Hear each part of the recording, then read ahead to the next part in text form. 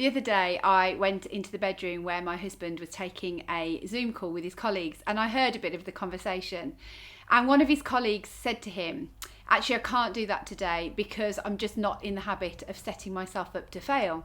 Anyway, I got what I needed out of the room and I went back downstairs, and I thought about it for a while, and I thought, nobody's in the habit of setting themselves up to fail, are they? And actually I realised that we are. I am always setting myself up to fail. I start the day with a grand long list of things that I'm going to do, what I'm going to achieve for my business, what I'm going to achieve for work, how I'm going to be a brilliant wife, mother, friend, daughter, all those things that are the other part of my life. And often I get to the end of the day, or at least the end of the work day, and I think, I've done 2 of the 10 things I thought I was going to do, and now I feel pretty deflated. And that is the very essence of us setting ourselves up to fail. There is nothing wrong with high expectations. I want high expectations on what I'm doing, what I'm trying to get done, how I'm trying to live and lead my life. But if they're not realistic, we set ourselves up for a feeling at the end of the day of just disappointment, and just that we aren't really good enough.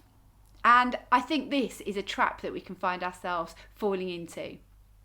I heard somebody say once about how we overestimate what we can do in a day and underestimate what we might be able to achieve in a year. And this has really stuck with me. And I think this idea of setting ourselves up to fail means that we need to think more carefully about what we realistically think we can do in any given day, in any given 24-hour period that involves a need to sleep and to rest and to eat and all those other things, as well as to work and get things done. But actually across a year, perhaps we need to grow our expectations of ourselves, what we can dream, what we believe we might be able to do with our lives and with the things that are on our plate.